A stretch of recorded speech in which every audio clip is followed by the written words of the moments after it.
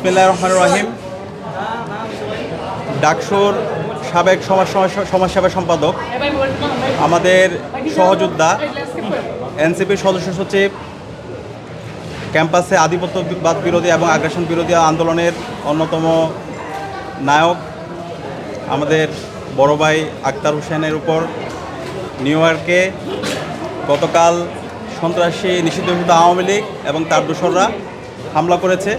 এবং একই সাথে আমরা দেখতে পেয়েছি ডক্টর মোহাম্মদ ইউনূস, বাংলাদেশের প্রধান উপদেষ্টা, ওনার সঙ্গীর উপরে সন্ত্রাসী ছাত্রলীগ এবং নিষিদ্ধ আওয়ামী লীগের সন্ত্রাসীরা হামলা করেছে। আমরা এই হামলার তীব্র নিন্দা এবং প্রতিবাদ জানাচ্ছি।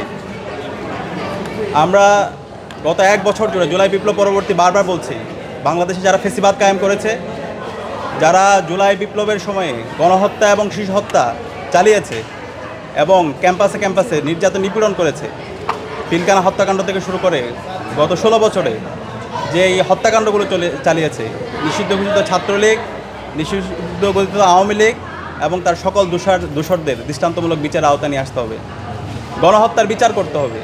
কিন্তু এক বছর জুড়ে আমরা এখন পর্যন্ত খুনি হাসিনা এবং তার দোসরদের যেভাবে বিচার আওতায় নিয়ে আসার জন্য যেভাবে তড়িৎ বিচার আয়োজন করা দরকার ছিল, আমরা এখন পর্যন্ত ধীরগতি দেখতে পাচ্ছি। যেভাবে তাদেরকে সামাজিকভাবে প্রতিরোধ করা দরকার ছিল, তার আমরা ধীরগতি দেখতে পেয়েছি। যে কারণে আজকে নিষিদ্ধ ঘোষিত ছাত্রলীগ, নিষিদ্ধ ঘোষিত আওয়ামী লীগ তারা বিদেশে এই ধরনের দুঃসাহস তারা দেখাতে পেরেছে।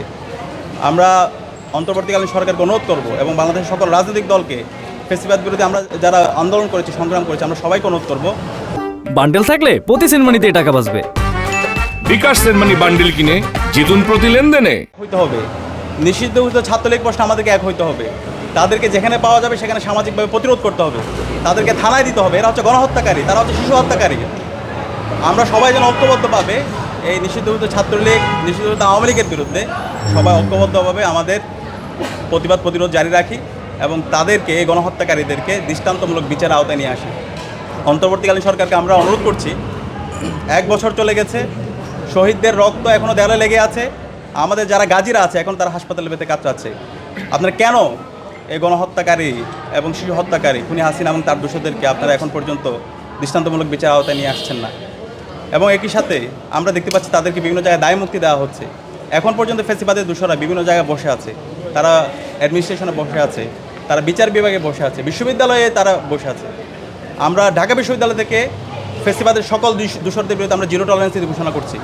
আমরা তাদের বিরুদ্ধে বিশুদ্ধ প্রশাসনকে ব্যবস্থা নেওয়ার জন্য অনুরোধ করছি। বিদেশে অবস্থানরত বাংলাদেশের যে মিশনগুলো আছে, তাদের দায়িত্ব ছিল নিরাপত্তা এনশিওর করা, কিন্তু আমরা তার ব্যর্থ দেখতে পাচ্ছি। এবং ফ্যাসিবাদের দোসররা যে বিভিন্ন ধরনের ষড়যন্ত্র এবং চক্রান্ত করছে, তাদেরকে যেভাবে দমন করা দরকার, তাদের বিরুদ্ধে যেভাবে আইনানুগ ব্যবস্থা নেওয়া দরকার, সেই জায়গাও আমরা ধীরগতি দেখতে পাচ্ছি। আমরা সবাইকে অনুরোধ করবো, এখনই সময়, আমাদেরকে ঐক্যবদ্ধ হইতে হবে। আমরা যারা জুলাই আন্দোলন করেছি, আমরা প্রত্যেকে পরিচয় ভুলে গিয়ে ফ্যাসিবাদের বিরুদ্ধে আন্দোলন করেছিলাম, জালেম হাসিনার বিরুদ্ধে আন্দোলন করেছিলাম। এখন নতুন বাংলাদেশ বিনির্মাণ করার জন্য বাংলাদেশ প্রশ্নে, জুলাইয়ের প্রশ্নে আমাকে সবাইকে ঐক্যবদ্ধ হইতে হবে।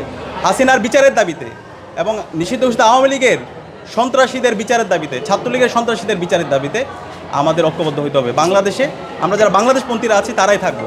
যারা দিল্লির এজেন্ডা বাস্তবায়ন করেছে, যারা আমার ভাই আবরার ফাহাদকে শহীদ করেছে, ক্যাম্পাসে আমাদের শত শত ভাইদেরকে শহীদ করেছে এবং গণহত্যা এবং শিশু হত্যা করেছে, তাদের বাংলাদেশে রাজনীতি করার অধিকার নাই।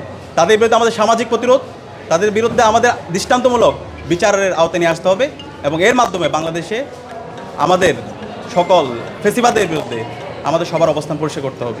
আমরা আশা রাখছি আমরা সবাই ঐক্যবদ্ধভাবে খুনি হাসিনার বিরুদ্ধে এবং নিষিদ্ধ ছাত্রলীগের বিরুদ্ধে আমরা সবাই ঐক্যবদ্ধভাবে তাদের বিরুদ্ধে আমাদের আন্দোলন সংগ্রাম জারি রাখবো এবং অন্তর্বর্তীকালীন সরকার সেই জায়গায় দৃষ্টান্তমূলক বিচারের আওতায় তাদেরকে নিয়ে আসবে। আজকে যারা ডাকসুর ভিপি প্রার্থী ছিলেন, তারা সম্মিলিতভাবে একটু অভিযোগ জানিয়েছে বিসিবির কাছে যে ডাকসু নির্বাচনগুলো কার্যকরী হয়েছে, ব্যালট পেপার পড়েছিল অরক্ষিত অবস্থায় নির্ক্ষেপে। এই বিষয়গুলো আসলে আপনারা কীভাবে দেখছেন? আচ্ছা, এগুলো বিশ্ববিদ্যালয়ে নির্বাচন কমিশন আছে, তারাই জবাব দেবে, এটা তাদেরই কাজ। আমরা শিক্ষার্থীদের উচ্ছ্বাস দেখতে পেয়েছি। ডাকসু নির্বাচনের শুরু থেকে আপনারা সাংবাদিকরা ছিলেন, প্রত্যেকটা নির্বাচন আমাদের যে সেন্টারগুলো ছিল সেখানে পোলিং এজেন্ট ছিল, সেখানে অবজারভার ছিল, সেখানে সাংবাদিক প্রতিনিধিরা ছিল এবং সবাই ভোট গণনার সময় একসাথে ছিল।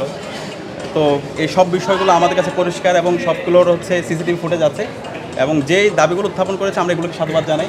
এটা বিশ্ববিদ্যালয় নির্বাচন কমিশনের দায়িত্ব। তাদেরকে সহযোগিতা করা এবং সব কিছুর আনসার দেওয়া। আপনার সাধুবাদ জানাচ্ছেন এটাকে?